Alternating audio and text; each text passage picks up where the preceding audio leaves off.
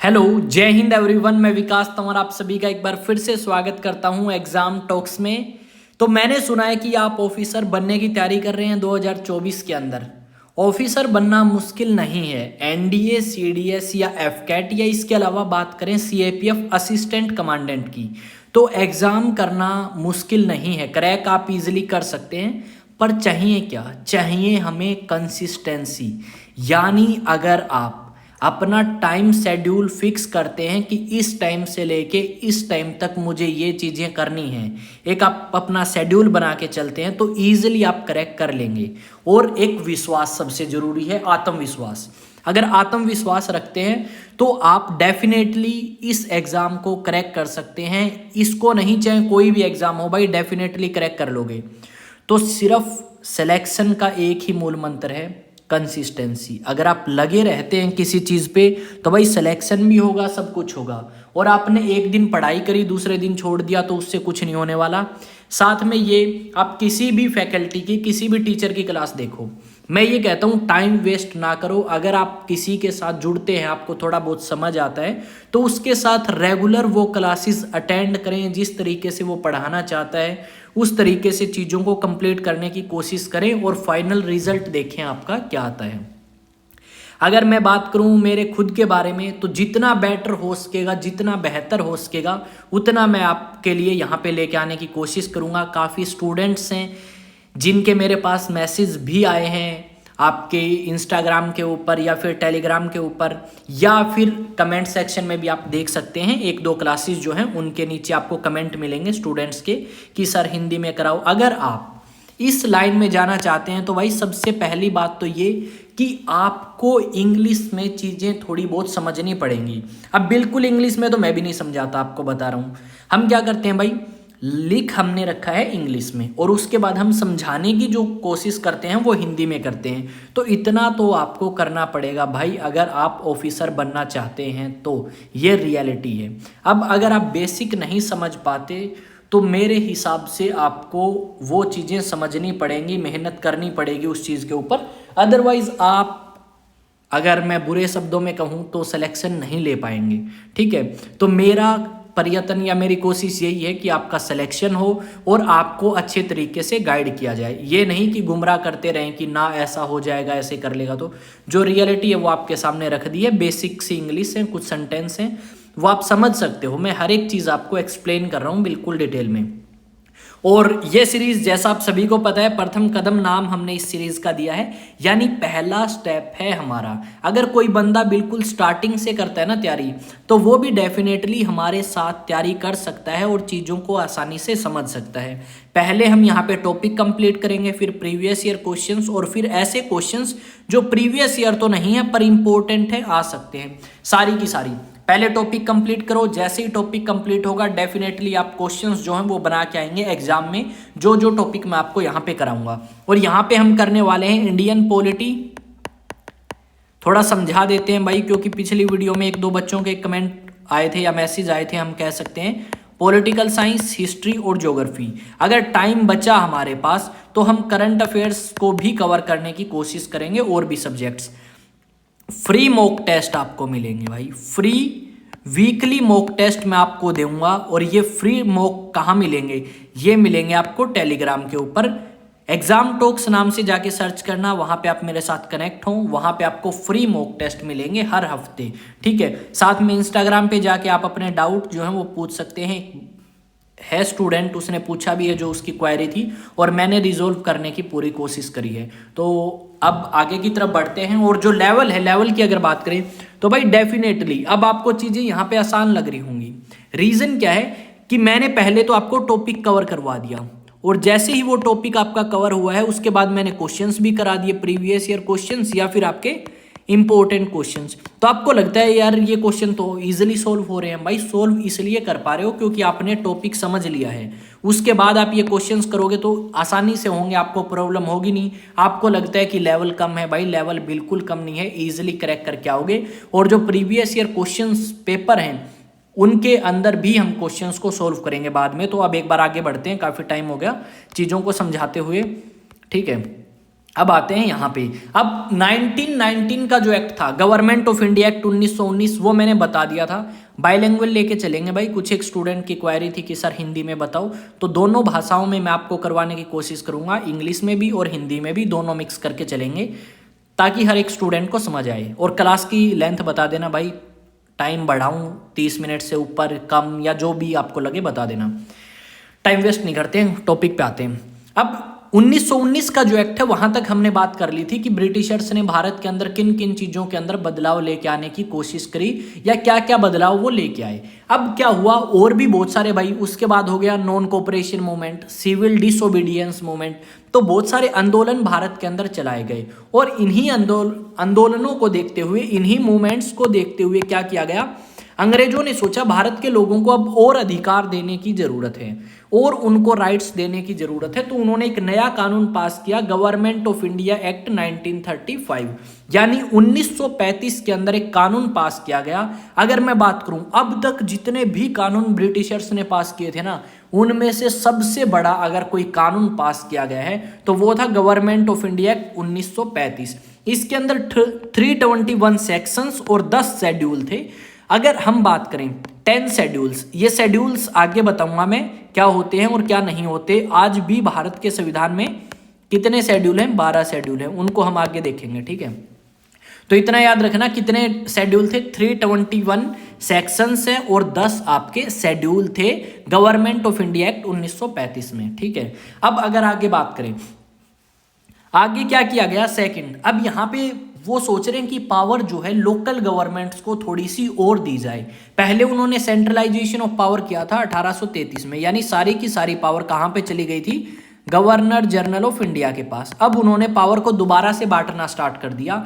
तो यहाँ पे क्या होगा, पावर को डिवाइड किया गया बिटवीन सेंटर और स्टेट गवर्नमेंट। आज के टाइम भी ये चीज आपको मिलेगी इंडियन कॉन्स्टिट्यूशन के अंदर, ठीक है। यहाँ पे क्या है, यहाँ पे आपको डिवीजन ऑफ पावर देखने को मिलेगा, जैसे सेंट्रल लिस्ट है, कंकरेंट लिस्ट है और एक आपकी स्टेट लिस्ट है। तो ऐसे ही ये जो डिवीजन ऑफ पावर है बिटवीन सेंटर और स्टेट, ये आपका स्टार्ट हुआ 1935 और आज भी भारत के संविधान में है।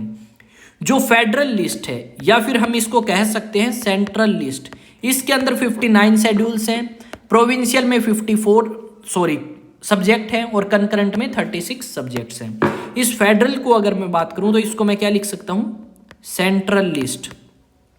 इस सेंट्रल लिस्ट में कितने सब्जेक्ट हैं भाई, 59, प्रोविंशियल में 54, कंकरेंट में 36। जरूरी है याद रखना भाई, इसको मैंने इंपॉर्टेंट भी बना दिया है ये डबल स्टार लगा के। अब बढ़ते हैं आगे की तरफ। उसके बाद पॉइंट क्या था, उसके बाद पॉइंट है इसमें जो काम किया गया, इन्होंने अबोलिश कर दी डायरकी प्रोविंसेस में। प्रोविंसेस के अंदर डायरकी लेके आए थे ये 1919 में, कि यहाँ पे कुछ सब्जेक्ट ऐसे होंगे जिनके ऊपर गवर्नर कानून बना सकता है और रिस्पॉन्सिबल होगा किस चीज के लिए, legislative council of that state. उस स्टेट की जो लेजिस्लेटिव काउंसिल या विधान सभा है उसके लिए जवाबदेही होगी गवर्नर की। पर कुछ चीजें ऐसी भी थी जो गवर्नर कर सकता था अपनी मनमर्जी से और किसी को जवाब देने की जरूरत नहीं थी। तो यहाँ पे क्या किया, वो सिस्टम इन्होंने खत्म कर दिया, यानी ड्यूअल सिस्टम ऑफ गवर्नमेंट है ना, वो प्रोविंसेस के अंदर खत्म करके प्रोविंसेस को प्रोविंशियल ऑटोनॉमी, ऑटोनॉमी का मतलब होता है भाई सेल्फ रूल, ऑटोनॉमी का मतलब होता है सेल्फ, ठीक है, रूल लिख लेते हैं यहाँ पे कि अब प्रोविंसेस जो हैं उनके पास ये पावर है कि वो अपने हिसाब से जो करना चाहें वो कर सकते हैं, गवर्नर जो है वो इंटरफेरेंस नहीं करेगा। और ये प्रोविंशियल ऑटोनॉमी स्टार्ट हुई 1937, खत्म हुई 1939। तो इस पॉइंट को भी आप याद रखेंगे, कब स्टार्ट हुई, 37, 2 साल बाद खत्म 39 में, ठीक है। तो ये पॉइंट याद रखेंगे। अब आते हैं नेक्स्ट पे। नेक्स्ट इन्होंने क्या किया भाई, बायकैमरलिज्म लेके आए। बायकैमरलिज्म क्या है, बायकैमरलिज्म का मतलब है भाई द्विसदन। जैसे आज के टाइम हम देखते हैं प्रोविंसेस के अंदर, यानी स्टेट, प्रोविंसेस का मतलब क्या है भाई, स्टेट।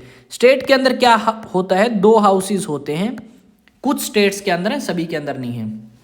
जैसे एक को बोलते हैं विधानसभा, क्या बोलते हैं, विधानसभा, और दूसरी को विधान परिषद, या विधानसभा को हम बोलते हैं स्टेट लेजिस्लेटिव असेंबली और विधान परिषद को बोलते हैं स्टेट लेजिस्लेटिव काउंसिल। तो ये जो 2 हाउसेस हैं ये आपके इंट्रोड्यूस किए गए प्रोविंसेस के अंदर। अगर बात करें कितनी प्रोविंसेस में, तो भाई 6 प्रोविंसेस के अंदर बाइकैमरलिज्म आया, 6 out of 11। Total 11 British provinces थी उस टाइम पे, और 11 में से 6 में बाइकैमरलिज्म ले आए ये। अब 6 में बाइकैमरलिज्म ले आए, बिल्कुल मानते हैं आपकी बात, पर अगर आपसे वो क्वेश्चन पूछ ले कि कौन कौन सी स्टेट में बाइकैमरलिज्म लेके आए हैं, तो अगर पूछें ये बात कि कौन कौन सी स्टेट में बाइकैमरलिज्म लेके आए हैं, तो उनको जरा देखिए मेरे साथ में। और ये क्वेश्चन जो है ये प्रीवियस ईयर क्वेश्चन है। तो एक का नाम है भाई बिहार, दूसरे का नाम है बंगाल, और बंगाल के ऊपर ही एक पहले था असम, एक यूनाइटेड प्रोविंस यानी आज के टाइम का उत्तर प्रदेश, उसके अलावा एक बॉम्बे, और उसके अलावा कितने हो गए, 1 2 3 4 5, और एक लास्ट जो है आपकी वो रहती है मद्रास। ठीक है, देखो ये 3 तो क्या थी, ब्रिटिश प्रेसिडेंसी थी ये तो, एक तो बंगाल, दूसरा बॉम्बे और तीसरी मद्रास। यानी याद हमें क्या रखनी है, उत्तर प्रदेश और बिहार बिल्कुल पास में है, और बंगाल के पास में क्या है, असम है। तो इस तरीके से हम इनको याद कर सकते हैं, जैसे आप याद करना चाहें करें भाई। ठीक है, और इंपॉर्टेंट क्वेश्चन है, याद करना पड़ेगा। 6 प्रोविंसेस में बाइकैमरलिज्म आए, यानी विधानसभा भी होगी यहाँ पे, विधान परिषद भी होगी। टोटल ब्रिटिश प्रोविंस कितनी थी, 11 थी उस समय है। अब बात करते हैं नेक्स्ट। देखो हमने कम्युनल रिप्रेजेंटेशन की बात जो है वो 1909 से स्टार्ट कर दी थी, कि अंग्रेजों ने भारत के अंदर कम्युनल रिप्रेजेंटेशन स्टार्ट किया मुस्लिम्स के लिए। और सबसे पहला व्यक्ति कौन था जिसने स्टार्ट किया, वो था लॉर्ड मिंटो, जिसको फादर ऑफ कम्युनल इलेक्टोरेट भी कहा जाता है। तो ये ले आए, पर इस चीज को आगे बढ़ाते गए अंग्रेज, ताकि भाई डिवाइड कर दिया जाए हिंदूज को, मुस्लिम को, सिख को, एंग्लो इंडियन को, क्रिश्चियंस को, यूरोपियंस को, हर एक चीज को ये डिवाइड करना चाहते थे। तो यहीं पे क्या होगा, ये आपके अब तक तो देखो धर्म के आधार पे डिवाइड कर रहे थे, अब ये क्या करेंगे, धर्म के आधार पे नहीं, ये अब कास्ट के आधार पे आपको डिवाइड करेंगे। कम्युनल रिप्रेजेंटेशन जो है उन्होंने दी किस किस को, scheduled caste, scheduled tribe, women और लेबर। यानी आपका जो पिछड़ा हुआ वर्ग है, हिंदू धर्म के अंदर जो पिछड़ा हुआ वर्ग था, उसको ही इन्होंने क्या कर दिया, सेपरेट कर दिया हिंदूज से। यानी इनको कहा अब एससी जो है वो एससी को वोट देगा, एसटी कैटेगरी एसटी कैटेगरी को वोट देगी, औरतें सिर्फ औरतों को दे सकती हैं, लेबर लेबर क्लास को वोट दे सकता है। ये चीज हरामखोरों ने यहाँ पे कर दी भारत के अंदर, यानी हमारे भारत को इन्होंने पूरे तरीके से डिवाइड करने की कोशिश करी। अब नेक्स्ट जो पॉइंट है, नेक्स्ट है भाई establishment of reserve bank of India. अब रिजर्व बैंक ऑफ इंडिया की अगर बात करूं, किस चीज की भाई, रिजर्व, जो भारत की करेंसी प्रिंट करता है, रिजर्व बैंक ऑफ इंडिया, इसी के गवर्नर के साइन होते हैं हमारे नोटों के ऊपर। तो जो रिजर्व बैंक ऑफ इंडिया है उसकी स्थापना करी गई आपकी। अब देखो ये स्थापना की बात लिखी कब गई है, ये स्थापना की बात लिखी गई है गवर्नमेंट ऑफ इंडिया एक्ट 1935 में।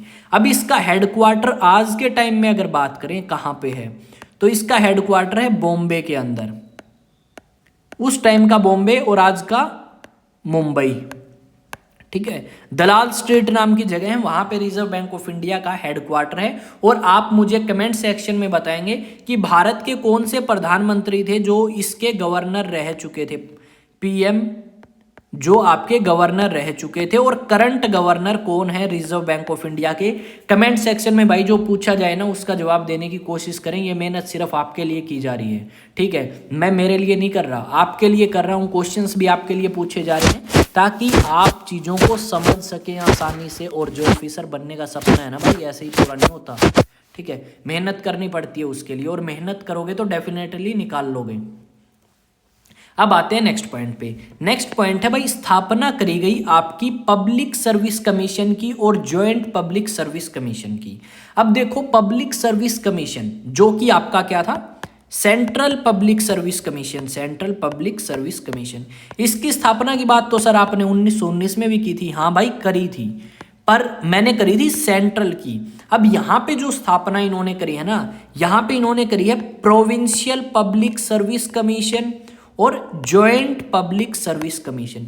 जैसा कि आज के टाइम हम देखते हैं, आज के टाइम में क्या होता है, आज के टाइम में हर एक राज्य के अंदर उनका एक पब्लिक सर्विस कमीशन है, जैसे हरियाणा पब्लिक सर्विस कमीशन है, पंजाब पब्लिक सर्विस कमीशन है, Andhra Pradesh public service commission है, हर एक राज्य का है। और कई बार क्या होता है, दो जो स्टेट हैं वो मिलके भी एक साथ एग्जाम कंडक्ट कराती हैं, आपका जो सिविल सर्विसेज हैं स्टेट के अंदर उनके लिए, और आपकी जो स्टेट्स की अगर बात करें तो यहाँ पे दो जब राज्य मिलके एक पब्लिक सर्विस कमीशन का गठन करते हैं तो उसको बोलते हैं जॉइंट पब्लिक सर्विस कमीशन।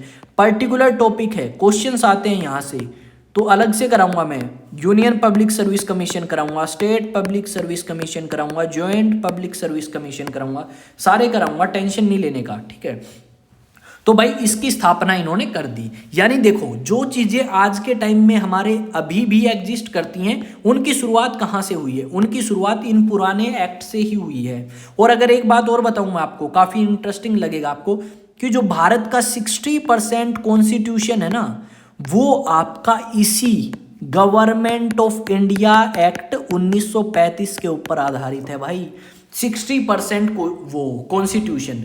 पर अब आप कहोगे सर हमारा कॉन्स्टिट्यूशन तो फिर नकली हुआ, अंग्रेजों ने बनाया वही हमने चेप दिया। नहीं भाई, हमने चीज़ों को देखा है कि ये चीज़ बेटर है और हमने उस चीज़ को पिक कर लिया अपने कॉन्स्टिट्यूशन में ऐड करने के लिए कि ये हम हमारे संविधान में ऐड करेंगे। पर हमने किया क्या है, हमने भारत की जो सिचुएशंस हैं, भारत के अंदर जो परिस्थितियां हैं, उनको देखते हुए उन कानूनों में बदलाव किए हैं और बदलाव करने के बाद इंडियन कॉन्स्टिट्यूशन में हमने उनको ऐड किया है। तो इस चीज को भी आप ध्यान में रखेंगे। नेक्स्ट पॉइंट पे आते हैं भाई। नेक्स्ट पॉइंट क्या है, नेक्स्ट पॉइंट है एस्टेब्लिशमेंट ऑफ फेडरल कोर्ट। जो आपकी दिल्ली के अंदर है फेडरल कोर्ट, ठीक है, उसकी स्थापना करी गई कब, 1935 के एक्ट के अकॉर्डिंग। पर कब करी गई, ईयर है 1937। 1937 में फेडरल कोर्ट की स्थापना करी गई, पर यह बात लिखी थी 1935 के एक्ट में। अब यही फेडरल कोर्ट जो है ये आगे जाके क्या बन जाएगी, ये आगे जाके बन जाएगी भारत की सुप्रीम कोर्ट ऑफ इंडिया, ठीक है। यही फेडरल कोर्ट कहलाएगी आगे सुप्रीम कोर्ट। एक सुप्रीम कोर्ट 1773 में भी बनी थी, वो कोलकाता के अंदर थी, ठीक है। तो वो सुप्रीम कोर्ट थी, ये स्थापना हुई है एज ए फेडरल कोर्ट, बाद में नाम चेंज हुआ है, तो इस चीज को ध्यान रखेंगे। नेक्स्ट पॉइंट पे आते हैं, पर नेक्स्ट पॉइंट से पहले भाई सभी को एक बात जरूर कहना चाहूंगा, जितनी भी जॉब्स के रिगार्डिंग अपडेट्स हैं, ये सारे क्वेश्चंस आप देख रहे हैं ना, ये सारे के सारे कहाँ मिलेंगे, ये मिलेंगे टेलीग्राम पे। तो जाके टेलीग्राम पे ज्वाइन कर लो मेरे साथ, ताकि क्वेश्चंस प्रैक्टिस कर सको और अपना जो सपना है वो पूरा कर सको। तो टेलीग्राम क्या सर्च करोगे, वहां जाके एग्जाम टॉक्स। व्हाट्सएप पे जाओगे एग्जाम टॉक्स, यहाँ पे मैं इतना एक्टिव आपको नहीं मिलूंगा। इंस्टा पे जाके आप अपने डाउट पूछ सकते हैं, फॉलो करें ना करें वो आपकी मर्जी है। अगर आपको अच्छा लगता है कि हाँ इस बंदे ने मेहनत करी है हमारे लिए, तो आप फॉलो करें। अगर आपको लगता है नहीं करी तो आप ना करें, वो आपकी मर्जी है। बस मेरा काम है आपको पढ़ाना, आपको सिलेक्शन तक पहुंचाना, ताकि आपका एग्जाम क्रैक हो सके। अब आते हैं भाई क्वेश्चंस के ऊपर, करें स्टार्ट। तो इसमें पूछा है when was federal court establish. तो आपकी जो फेडरल कोर्ट है उसकी स्थापना कब हुई, तो भाई हम बता देंगे 1935 के एक्ट के अकॉर्डिंग हुई है और 1937 में हुई है। तो यानी हम यहाँ पे कौन सा करेंगे, तो हम यहाँ पे कर देंगे भाई ये, ठीक है। यानी ऑप्शन नंबर, मैं तो डी करूंगा और यही माना जाएगा आंसर की स्थापना कब हुई है। स्थापना इस टाइम हुई है, बात जो है वो 1935 के एक्ट में करी गई है। अगर 37 ऑप्शन में ना हो और 35 हो तो 35 कर क्या होगे, अगर 35 नहीं है तो 1937 कर क्या होगे। तो फर्स्ट क्वेश्चन ध्यान में रखें, फेडरल कोर्ट की स्थापना कब हुई। नेक्स्ट क्वेश्चन पे आते हैं। इन 1935 कम्युनल रिप्रेजेंटेशन गिवन टू। 1935 में कम्युनल रिप्रेजेंटेशन किस किस को दी गई, मैंने बताया था शेड्यूल्ड कास्ट को दी गई है, और मैंने एक चीज और भी बताई थी कि शेड्यूल्ड कास्ट को तो दी गई है, शेड्यूल्ड ट्राइब को भी दी गई थी।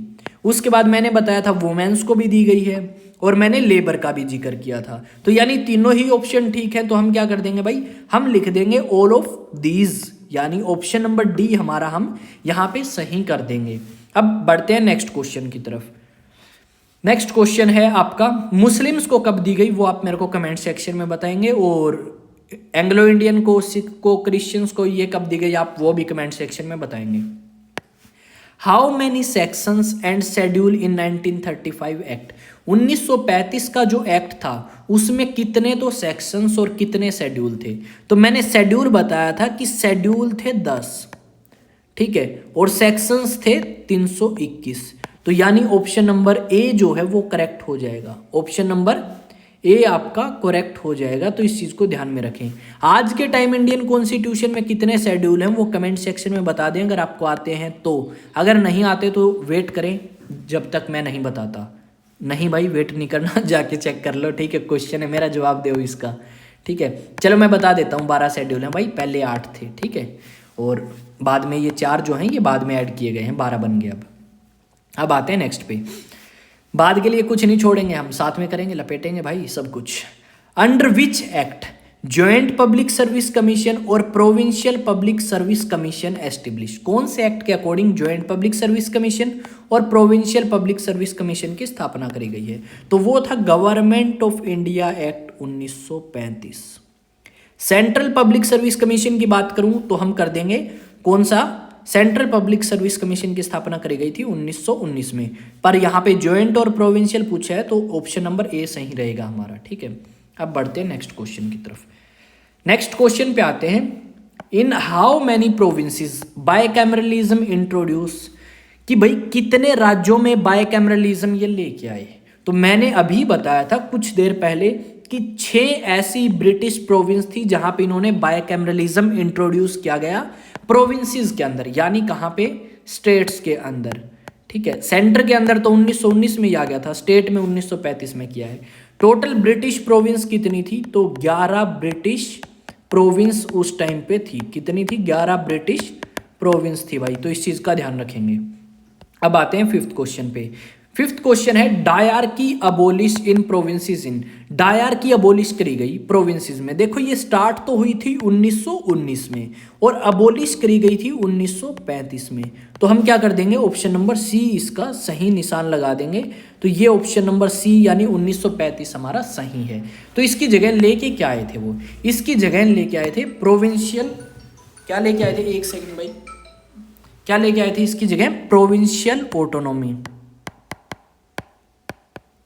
प्रोविंशियल ऑटोनॉमी, ठीक है। अब आते हैं नेक्स्ट पे। नेक्स्ट है how many subjects in federal list. देखो मैंने तीनों बताए थे, फेडरल भी, कंकरेंट भी और प्रोविंशियल लिस्ट भी। अगर मैं बात करूं फेडरल लिस्ट की तो भाई फेडरल लिस्ट में कितने सब्जेक्ट थे? तो फेडरल में तो थे 59 सब्जेक्ट।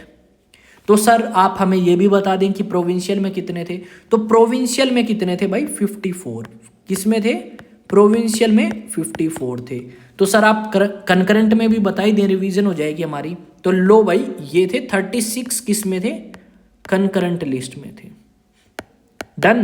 तो हमारा ऑप्शन क्या होगा? ऑप्शन नंबर सी करेक्ट होगा, क्योंकि हमने फेडरल लिस्ट पूछा है तो फेडरल में तो 59 ही थे, कंकरेंट में 36 थे और आपके प्रोविंशियल में 54 सब्जेक्ट्स थे। इन चीज़ों को ध्यान रखें, यानी ऐसे सब्जेक्ट, ऐसे मुद्दे जिनके ऊपर सिर्फ प्रोविंशियल गवर्नमेंट कानून बना सकती है, कंकरेंट यानी दोनों मिलकर कानून बना सकती हैं, फेडरल यानी सिर्फ और सिर्फ सेंट्रल गवर्नमेंट कानून बना सकती है, या फेडरल गवर्नमेंट इनके ऊपर कानून बना सकती है। अब बढ़ते हैं नेक्स्ट एक्ट। यहां से क्वेश्चन नहीं आते, फिर भी इस चीज को जान लो, यहां से कई बार क्वेश्चन एक आधा पूछ लिया जाता है। तो मैं नहीं चाहता कि आपको किसी भी चीज की परेशानी का सामना करना पड़े। और जैसे ही ये लेक्चर कंप्लीट होगा ना भाई, सरप्राइज की बात है, एक टॉपिक कंप्लीट और यहां से हमारा एक क्वेश्चन जो है ना, क्या है, 1 से 2 क्वेश्चन हमारे बन जाते हैं हर एक एग्जाम में, चाहे वो एफकैट हो, चाहे एनडीए हो, चाहे सीडीएस हो, ठीक है। और बताओ कैसा चल रहा है सब कुछ? थोड़ा नीचे कर दे इनको यार, ये ऊपर अड़ जाते हैं कई बार। चलो ठीक है, अब करते हैं इंडियन इंडिपेंडेंस एक्ट 1947, यानी आज़ादी का अवसर आ चुका है और साथ में 26 जनवरी भी जल्द ही आ रही है अपनी। तो इंडियन इंडिपेंडेंस एक्ट उन्होंने पास किया 1947 में। देखो अंग्रेज जितना भी काम करेंगे भारत में बिना कोई कानून पास किए तो करेंगे नहीं, पक्के हरामखोर हैं। तो इन्होंने 1947 में एक कानून पास किया और उस कानून में लिखा कि हम भारत को आज़ादी देना चाहते हैं, पर आज़ादी किस तरीके से देंगे, कौन पावर संभालेगा, वो सारी बातें इन्होंने भारत में लिख दी इस कानून के अंदर भारत के लिए। तो इंडियन इंडिपेंडेंस एक्ट 1947, जब ये इंडियन इंडिपेंडेंस एक्ट पास हुआ उस समय वो ब्रिटेन के प्रधानमंत्री थे क्लीमेंट एटली, जो कि आपके कौन सी पार्टी से थे, तो ये थे लेबर पार्टी से। कौन सी पार्टी से? Labour party. और ये भारत को आज़ाद करने के पक्ष में भी थे। ठीक है, तो भाई प्रधानमंत्री तो थे ये क्लीमेंट एटली और लेबर पार्टी के बंदे थे। तो इन्होंने 20 फरवरी 1947 में एक बात कही कि हम भारत को आज़ाद कर देंगे 30 जून 1948 तक। पर ये बोले यार अगर आज़ाद करना ही है तो 1-1.5 साल क्यों भड़क ली हमने भारत की, तो हम भारत को पहले ही क्यों ना आज़ाद कर दें। तो 3 जून 1947 को एक वो आता है वॉइसरॉय भारत के अंदर, जिसका नाम था लॉर्ड माउंटबेटन। अब ये लॉर्ड माउंटबेटन हरामखोर बंदा है ना, इसने क्या किया, ये एक प्लान लेके आया भारत में कि हम भारत को भाई 2 पार्ट्स में डिवाइड कर देंगे, एक को बोलेंगे इंडिया और दूसरे को बोलेंगे पाकिस्तान। तो ये इंट्रोड्यूस करता है भारत के अंदर पार्टीशन प्लान। अब पार्टीशन प्लान जो इन्होंने इंट्रोड्यूस किया, इसमें इन्होंने कहा, पानी पी लेता हूं भाई एक बार, कान सुन हो गए यार कमरे में बैठे बैठे अकेले के।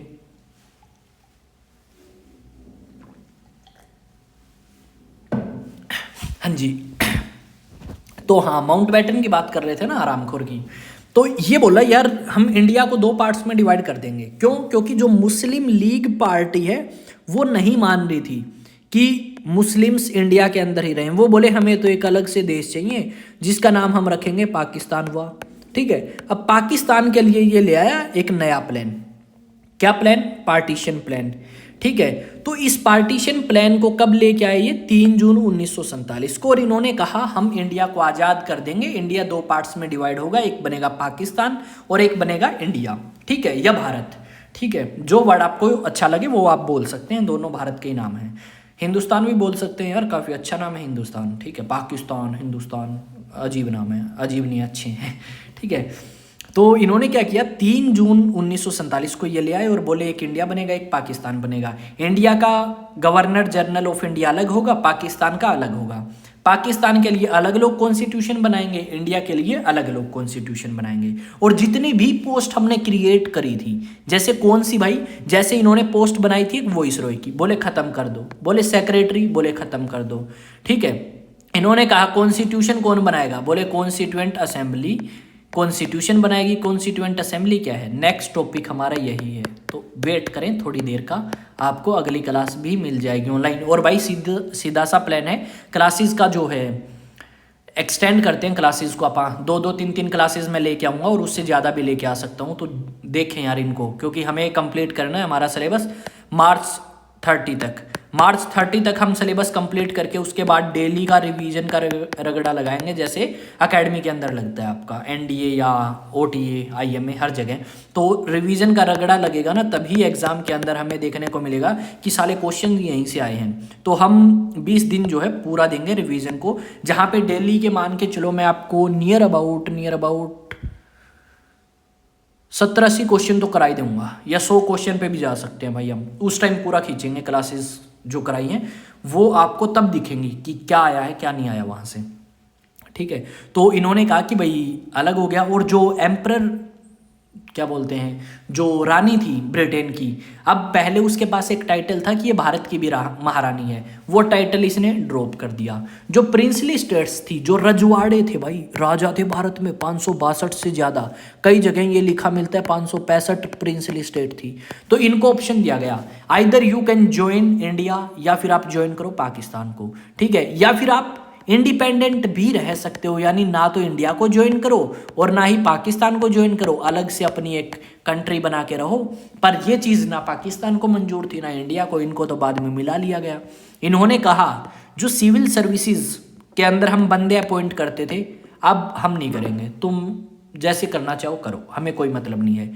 जो कॉन्स्टिट्यूएंट असेंबली कॉन्स्टिट्यूशन बनाएगी उसके लिए हम रिस्पॉन्सिबल नहीं होंगे, ये बात भी इन्होंने कही। और ऐसी बहुत सारी बकवास बातें जो हैं इन्होंने कही ताकि इनका पीछा छुड़ सके भारत से, और जितना लूटना चाहते थे इन्होंने लूट लिया था भारत को। ठीक है, तो ये सारी की सारी चीज़ें इस क्लास के अंदर थी, और जितने भी टॉपिक मैंने कराए हैं ये सारे के सारे इंपॉर्टेंट हैं। यहाँ से आपको 1 या 2 क्वेश्चन जो हैं मिल जाएंगे हर एक एग्जाम में, चाहे वो कोई भी कॉम्पिटिटिव एग्जाम हो, डेफिनेटली आपको यहाँ से क्वेश्चन जो हैं वो देखने को मिलेंगे। तो इन चीज़ों को ध्यान में रखें। और यहाँ पे हमारी फर्स्ट क्लास जो है वो कंप्लीट होती है, पर उससे पहले जाते जाते हुए एक बार फिर बताऊंगा भाई ज्वाइन कर लो, इसको आपको बेनिफिट होगा। और सारे क्वेश्चंस जो हैं उनकी पीडीएफ अभी की अभी डायरेक्ट जैसे ही क्लास आपकी समाप्त होती है उसके बाद मैं टेलीग्राम पे डाल रहा हूँ, तो जाके चेक करें।